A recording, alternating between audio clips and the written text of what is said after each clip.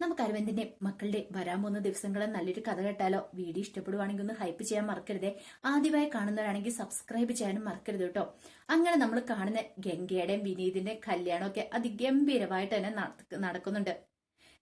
ജയപാലിന്റെ ആ വിവാഹം മുടക്കാനായിട്ട് പഠിച്ച പണി 18 നോക്കിയാലും ഒന്നും നടന്നില്ല. ഒടുവില് കാവേരി ജയപാലിനെ എടുത്തിട്ട് കുടയുന്നുണ്ട്. ജയപാലെ സ്വപ്നത്തിൽ പോലും പ്രതീക്ഷിക്കാത്ത കാര്യങ്ങളാണ് നടക്കുന്നത്. കാരണം ജയപാലിനെ വെല്ലുവിളിച്ച് കാവേരി.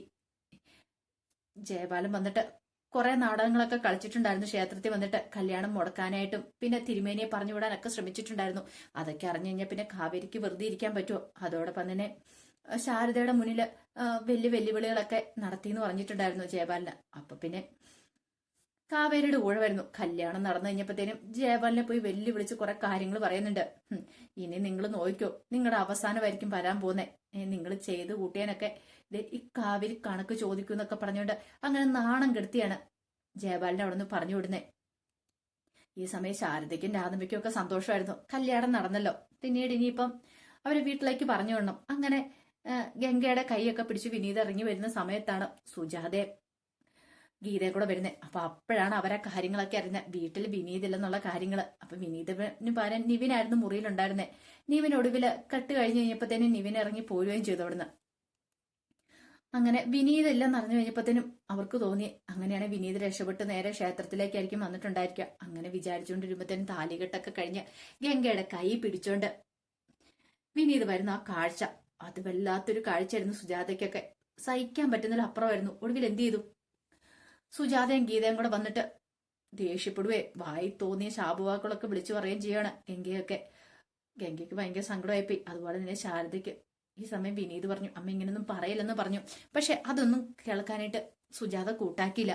പോരാത്തന് ഗീതയും കൂടെ ഉണ്ടല്ലോ. ഗീത ഓരോന്നൊക്കെ പറഞ്ഞ് എരിപിരി കയറ്റി കൊടുക്കുന്നുണ്ടായിരുന്നു. പെങ്ങളാന്ന് പറഞ്ഞിട്ട് കാര്യമില്ല വിനീതിന്റെ. ഒരുമാതിരി ഒരു സ്വഭാവമാണ് അവളുടേത്. ഗംഗയും കാവേരിയും ഒന്നും അവൾക്ക് കണ്ണെടുത്ത കാണത്തുമില്ല താനും. അപ്പൊ അതിന്റെ ദേഷ്യമാണ് തീർക്കുന്നത്. അങ്ങനെ എന്ത് ചെയ്തു? കുറെ ചീത്ത പറഞ്ഞു. പക്ഷെ എങ്കില് വീട്ടിലേക്ക് പോകുന്ന കാര്യം പറഞ്ഞപ്പോ തന്നെ പറഞ്ഞു, അങ്ങോട്ടേക്ക് വന്നേക്കരുത്. വന്നു കഴിഞ്ഞിട്ടുണ്ടെങ്കിൽ ചൂടുവെള്ളം എടുത്ത് ഒഴിക്കും. എങ്ങോട്ടാന്ന് വെച്ചാൽ പോയിക്കോണം. എനിക്കിങ്ങനെ മോനില്ല. എന്നെ ധിക്കരിച്ച് കല്യാണം കഴിച്ച് ഒറ്റ ആ പടി കയറിയേക്കലെന്നൊക്കെ പറഞ്ഞുകൊണ്ട് കുറെ ദേഷ്യപ്പെട്ടു. സഹിക്കാൻ പറ്റുന്നില്ല അപ്പുറം വിനീതിന്. വിനീത് മാക്സിമം പറഞ്ഞു നോക്കി, പക്ഷെ കേട്ടില്ല. പക്ഷെ രാധമ്മ അങ്ങനെ വിട്ടുകൊടുക്കാൻ ഉദ്ദേശിച്ചിട്ടുണ്ടായിരുന്നില്ല. അങ്ങനെ വഴിയിലേക്ക് ഇറക്കി വിടാൻ പറ്റില്ലോ. ഒന്നാം തന്നെ ഒരു വീട് കിടക്കുന്നുണ്ട്. ഒടുവിൽ രാധമ്മ പറഞ്ഞു, നീ പേടിക്കണ്ട മോനെ, അതെ അരവിന്ദന്റെ വീടുണ്ട്, ഇഷ്ടം പോലെ മുറികളുണ്ട്, നീ അങ്ങോട്ടേക്ക് പോരാൻ പറഞ്ഞു. അങ്ങനെ ഒടുവില് വിനീതിനെയും ഗംഗയെ നേരെ അവിടേക്കാ കൂട്ടിക്കൊണ്ടു പോകുന്നത്. അവിടെ ചെന്ന് കഴിഞ്ഞപ്പം ശാരദ നിലവിളക്കൊക്കെ കൊടുത്ത് അങ്ങനെ ഒടുവിൽ എല്ലാവരും ആരതിയൊക്കെ ഒഴിഞ്ഞ് അവരെ അകത്തേക്ക് കയറ്റുന്നുണ്ട്. ഗംഗയ്ക്ക് നല്ല വിഷമമുണ്ടായിരുന്നു. താൻ കാരണമാണല്ലോ വിനീതയുടെ ജീവിതം ഇങ്ങനെ ആയെന്നൊരു ചിന്ത. വിനീതയുടെ വീട്ടിൽ നിന്ന് ഇറങ്ങേണ്ട വന്നു. വീട്ടുകാരെ പോലും ഉപേക്ഷിച്ചിട്ടാണ് വിനീതയുടെ തന്റെ കഴുത്തിൽ താലി ആർത്തിയെന്നൊരു ചിന്ത. പക്ഷെ രാധമ്മയ്ക്കൊക്കെ സന്തോഷമായിരുന്നു. കാരണം സുജാത അങ്ങനെ പറഞ്ഞ് മാറ്റിയെടുക്കാൻ ആർക്ക് സാധിക്കില്ല. ഒരുമാതിരി ഒരു സ്വഭാവമാണ്. എത്രയെന്ന് വെച്ചാൽ സഹിക്കുന്നേ. അങ്ങനെ വീട്ടിൽ വന്നു കഴിഞ്ഞപ്പോഴത്തേനും അവർക്കും മധുരമൊക്കെ കൊടുക്കുന്നുണ്ട്. രാധമ്മയും ശാരദ എല്ലാരും ചേർന്നിട്ട് അവരൊക്കെ നല്ല സന്തോഷത്തിലാണ്. പക്ഷെ ഗംഗയുടെ മുഖത്ത് പ്രത്യേകിച്ച് സന്തോഷമോ സങ്കടമോ അങ്ങനെ ഒന്നും ഉണ്ടായിരുന്നില്ല. ഒരു നിർവികാരത. കാരണം കുറച്ച് നിമിഷം മുമ്പ് വരെ ഈ കല്യാണം നടക്കില്ല എന്ന് വിചാരിച്ചുകൊണ്ടിരുന്ന ആത്മഹത്യ ചെയ്യാനോട്ട് ഒരുങ്ങിപ്പോയതാണ്. അവിടെ നിന്നാണ് വിനീത് കൈപിടിച്ച് ജീവിതത്തിലേക്ക് കൊണ്ടുവന്നിരിക്കുന്നത്. ഗംഗയുടെ മനസ്സിൽ അപ്പൊ തോന്നിയ കാര്യം ഒരു പക്ഷേങ്കില് ഇതിനു വേണ്ടിയിട്ടായിരിക്കും ദൈവം ഒരേ വിവാഹം മുടക്കി വെച്ചത്. വിനീതിന് മനസ്സിൽ തോന്നി താൻ ഇത്രയും കാലം കാത്തിരുന്നു. തന്റെ പ്രാർത്ഥനയുടെ ഫലം താൻ പ്രാർത്ഥിച്ചുകൊണ്ടായിരിക്കും ഇങ്ങനെയൊക്കെ സംഭവിച്ചതെന്നായിരുന്നു വിനീതിനും തോന്നിയത്. രാധമ്മയ്ക്കാണ് കുറെ നേർച്ചകളും കാഴ്ചകളും ഒക്കെ ഉണ്ടായിരുന്നു. ഇവരുടെ രണ്ടുപേരുടെ വിവാഹം നടക്കുവാണെങ്കിൽ കുറെ നേർച്ചകളൊക്കെ നടത്താമെന്നൊക്കെ വഴിപാടുകളൊക്കെ നടന്നിട്ടുണ്ടായിരുന്നു. രാധമ്മയുടെ ഏറ്റവും വലിയ ആഗ്രഹമായിരുന്നല്ലോ വിനീതിന്റെയും ഗംഗയുടെയും കല്യാണം. അങ്ങനെ ഒടുവില് കല്യാണമൊക്കെ കഴിഞ്ഞ് വീട്ടിലേക്ക് കൂട്ടിക്കൊണ്ടുപോയി മധുരം കൊടുപ്പെല്ലാം കഴിഞ്ഞ് ഗംഗയെ മുറിയിലേക്ക് പറഞ്ഞു വിട്ടു ഡ്രസ്സൊക്കെ മാറ്റാനായിട്ട്. ഈ സമയത്ത് വിനീതിന് നല്ല ടെൻഷൻ ഉണ്ട്. വിനീതിനെ വിനയം വിളിച്ചുകൊണ്ട് പുറത്തേക്ക് ഇറങ്ങി. എന്നിട്ട് പറഞ്ഞു, എടാ എനിക്ക് നല്ല പേടിയുണ്ട്. എന്തിന്? കാര്യം പറഞ്ഞ് ഞാന് അവിടെ ഇത്രയും കാലം സ്നേഹിച്ചിട്ടുണ്ടെങ്കിലും ഇപ്പൊ എനിക്ക് എന്തോ വല്ലാത്തൊരു ടെൻഷൻ തോന്നുന്നുണ്ടെന്ന് പറഞ്ഞു. എന്തിനാ ടെൻഷൻ അടിക്കണേ? അല്ല അത് പിന്നെ അവൾക്ക് എന്നെ ഇഷ്ടപ്പെടുവോന്നോ? കഴുത്തിൽ താലി ആർത്തി കഴിഞ്ഞിട്ടാണോ വിനീത് നീ ഇതൊക്കെ ചിന്തിക്കണേന്ന് ചോദിച്ചു. അല്ല എന്നാലും നീ ടെൻഷൻ ഒന്നും അടിക്കണ്ട, നീ ധൈര്യമായിട്ടിരിക്കുക എന്നൊക്കെ പറഞ്ഞ് ആശ്വസിപ്പിക്കുന്നുണ്ട്. പക്ഷെ വിനീതിന് പേടിയുണ്ടായിരുന്നു. പിന്നെ അത് മാത്രമല്ല വീട്ടുകാരെ കുറിച്ച് ഓർത്തിട്ട്. അപ്പോഴേക്കും നിവിൻ പറഞ്ഞു, എന്തിനാ ടെൻഷൻ അടിക്കുന്നേ? വീട്ടുകാർ ഇന്നല്ലെങ്കിൽ നാളെ നിന്നെ അങ്ങോട്ടേക്ക് വിളിക്കും. അവർക്ക് അധിക ദിവസമൊന്നും നിന്നെ കാണാതിരിക്കാൻ പറ്റില്ല. നിന്റെ അമ്മയുടെ ദേഷ്യങ്ങൾ മാറി കഴിയുമ്പോൾ നിന്നെ വിളിക്കാതിരിക്കാൻ പറ്റുമോ? എനിക്കങ്ങനെ തോന്നുന്നില്ല. അമ്മയ്ക്ക് നല്ല ദേഷ്യമുണ്ട്. ഇനി എന്ത് ചെയ്യണമെന്ന് പോലും അറിയത്തില്ല. സാരമില്ലടാ, നീ കുറച്ച് ദിവസം ഇവിടെ നിൽക്ക. ഒന്നുമല്ലല്ലോ, നിന്റെ അമ്മാവിന്റെ വീടല്ലേ. അതിനുശേഷം എന്താന്ന് വെച്ചാൽ തീരുമാനിച്ചാൽ മതി. പിന്നെ ഇത് പറഞ്ഞു, ഇവിടെ നിൽക്കുമ്പോൾ എനിക്കൊരു ബുദ്ധിമുട്ടുണ്ട്. അങ്ങനെ ഒരു കാര്യം ചെയ്യാം, കുറച്ച് ദിവസം കഴിയുമ്പോൾ നീ ഒരു വാടക വീടെടുത്ത് മാറ്. ഇനിയിപ്പോ വീട്ടിലേക്ക് പോകാൻ പറ്റിയില്ലെങ്കിൽ അതല്ലേ നല്ലതെന്ന് ചോദിച്ചു. വിനീത് പറഞ്ഞു, അതൊക്കെ പെട്ടെന്ന്, നീ ധൈര്യമായിട്ടിരിക്കും, എന്തിനാ പേടിക്കണേ, ഞങ്ങളൊക്കെ ഇല്ലേ ഹെൽപ്പിനായിട്ട്. എന്തേലും ബുദ്ധിമുട്ടുണ്ടെ പറഞ്ഞാൽ മതി, ഹെൽപ്പ് ചെയ്യാന്നൊക്കെ പറഞ്ഞു. അപ്പോഴാണ് കാവേരി അങ്ങോട്ടേക്ക് വരുന്നത്. കാവേരി വന്നു കഴിഞ്ഞപ്പോഴത്തേനും വിനീത് അങ്ങോട്ട് കയറിപ്പോയി. അപ്പൊ കാവേരി വിനീതിനെ വിളിച്ചിട്ട് പറഞ്ഞു, വിനീതേട്ടാ പേടിക്കൊന്നും വേണ്ട കേട്ടോ, വിനീതേട്ടന്റെ വിഷമം ഞങ്ങൾക്ക് മനസ്സിലാവുന്നൊക്കെ ഉണ്ട്. ഒന്നുമല്ലേലും ഇവിടെയല്ലേ, വിനീതേട്ടൻ ധൈര്യമായിട്ടിരിക്കാനൊക്കെ പറഞ്ഞിട്ട് കാവേരി അങ്ങനെ പറയുകയും ചെയ്തു. പിന്നെ വിനീതൊന്നും മിണ്ടിയില്ല, അങ്ങോട്ട് കയറിപ്പോയി. ഈ സമയം നിവിന്റെ അടുത്ത് വന്നിട്ട് കാവേരി പറഞ്ഞു താങ്ക്സ് എന്ന് പറഞ്ഞു. എന്തിന്? അല്ല, ഗംഗേച്ചിയുടെയും വിനീതന്റെ വിവാഹം നടത്താൻ വേണ്ടിയിട്ട് നിവിൻ കുറെ റിസ്ക് എടുത്തില്ലേ, ഒരുപക്ഷെ നിവിന്റെ ഹെൽപ്പോടെ ഇല്ലായിരുന്നെങ്കിൽ ഈ വിവാഹം നടക്കില്ലായിരുന്നൊക്കെ പറയുന്നുണ്ട്. അത് കേട്ടപ്പോൾ നിവിൻ പറഞ്ഞു, എന്റെ ഫ്രണ്ടിന് വേണ്ടിയിട്ട് ഞാൻ അത്രയൊക്കെ ചെയ്യണ്ടെന്ന് ചോദിച്ചു.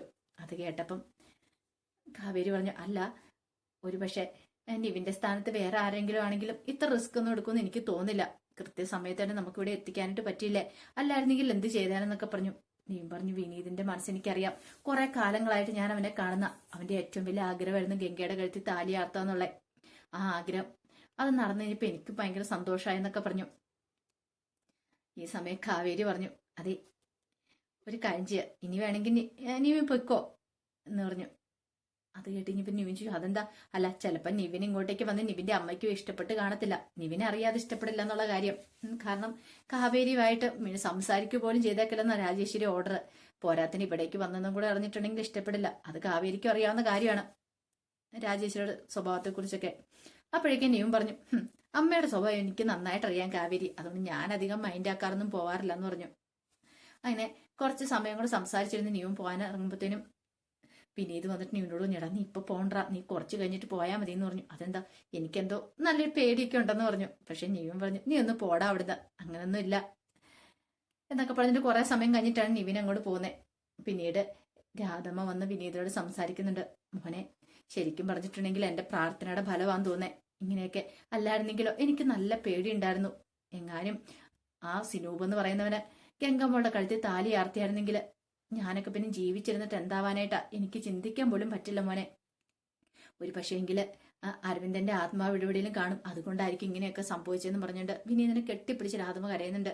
വിനീതൻ അറിയാം തന്റെ അമ്മമ്മ തന്നെ എത്രമാത്രം സ്നേഹിക്കുന്നുണ്ട്, താനും ഗംഗയും തമ്മിൽ ഒന്നിക്കാൻ വേണ്ടിയിട്ട് എത്രമാത്രം അവര് പ്രാർത്ഥനകളും കാര്യങ്ങളൊക്കെ നടത്തിയിട്ടുണ്ടെന്നുള്ള കാര്യങ്ങളും അറിയുകയും ചെയ്യായിരുന്നു.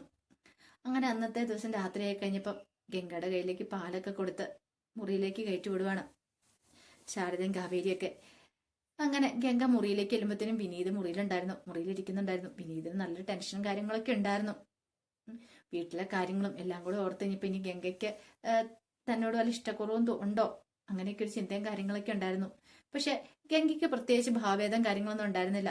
അങ്ങനെ വന്ന് ഇത്തിരി സമയം സംസാരിക്കുന്ന സമയത്ത് ഗംഗയോട് വിനീത് തുറന്നു ചോദിക്കുന്നുണ്ട്, എന്നോട് വല്ല ഇഷ്ടക്കേട് എന്തെങ്കിലും ഉണ്ടോ? ഗംഗ പ്രത്യേകിച്ച് അതിന് മറുപടി ഒന്നും പറഞ്ഞില്ല. കാരണം ഗംഗയെ രക്ഷിച്ച വിനീതായിരുന്നല്ലോ ഇതിനു മുമ്പ് ഗുണ്ടകളുടെ പിടിയിൽ നിന്ന് രക്ഷിച്ചതൊക്കെ. അപ്പം അതൊക്കെ ഗംഗയുടെ മനസ്സിലുണ്ടായിരുന്നതാനും. അങ്ങനെ ഒടുവില് അവർ കിടക്കുന്ന സമയത്ത് എനിക്ക് ഉറക്കം വരുന്നുണ്ടെന്നും പറഞ്ഞുകൊണ്ട് ഗംഗ പോയി കിടക്കുകയാണ്. വിനീതിന് എന്നാലും സന്തോഷം തോന്നി. കാരണം ഇവളുമായിട്ടൊരു ജീവിതം താൻ കുറെ മോഹിച്ചാണ്. ഇന്നല്ലെങ്കിൽ നാളെ തങ്ങൾ രണ്ടുപേരും ഒന്നാവും എന്നൊരു ചിന്ത വിനീതിന്റെ ഉള്ളിലുണ്ടായിരുന്നു. ഈ സമയത്ത് സുജാതയ്ക്ക് സഹിക്കാൻ പറ്റുന്നതിൽ അപ്പുറമായിരുന്നു. കാരണം തന്റെ മോനെ അവര് കയ്യിലെടുത്തു, കൈവശം കൊടുത്തു, അവന്റെ മനസ്സ് മാറ്റിയെടുത്തു. പിന്നീട് ഗീതയോട് ഓരോന്ന് പറഞ്ഞ് ഇങ്ങനെ പൊലിപ്പി പൊലിപ്പി കരയുവാണ്. അവനെ ഞാൻ കണ്ടോ, ഞാൻ ഇങ്ങനെയൊന്നും അല്ല ഞാൻ അവനെ കുറിച്ച് പ്രതീക്ഷിച്ചുകൊണ്ടിരുന്നേ. അവനെന്നെ ഒരിക്കലും ഇങ്ങനെ കൈവിടുമെന്ന് ഞാൻ കരുതിയില്ല. എന്നാലും അവൻ ഇത്രയ്ക്കൊന്നും എന്നോട് ചെയ്യാൻ പാടില്ലായിരുന്നു. ഞാൻ എങ്ങനെ അവനെ വളർത്തിക്കൊണ്ടുവന്ന, അച്ഛനില്ലാത്ത വിഷമമൊക്കെ അറിയിക്കാതെ എന്നൊക്കെ പറഞ്ഞിട്ട് കരയണ സമയത്ത് ഗീത പറഞ്ഞു, ഇനിയിപ്പോ അതൊന്നും പറഞ്ഞിട്ട് കാര്യമില്ലമ്മേ, അവന് നമ്മളെ ഒന്നും വേണ്ട, കണ്ടില്ലേ അവളെ കെട്ടാനായിട്ട് അവൻ നമ്മളെ ഒന്നും വേണ്ടാന്ന് വെച്ചു ഇറങ്ങിപ്പോയത്. ഇനി അവൻ ഈ വന്നിട്ടുണ്ടെങ്കിൽ പഠിക്കാത്തേക്ക് പോലും കയറ്റിയേക്കളെന്ന് പറഞ്ഞുകൊണ്ട് ഗീത സുജാതയുടെ മനസ്സിലേക്ക് വിഷം കുത്തി നിറയ്ക്കുന്നൊക്കെ ഉണ്ട്. അപ്പൊ അതിന്റെ കഥകളൊക്കെയാണ് നമ്മൾ കാണാൻ പോകുന്നത്. ആ കഥകൾക്കായി നമുക്ക് എല്ലാവർക്കും കാത്തിരിക്കാട്ടോ. ഒരിക്കൽ കൂടി എല്ലാവർക്കും ശുഭദിനം നേർന്നുകൊണ്ട് നിർത്തുന്നു. നന്ദി.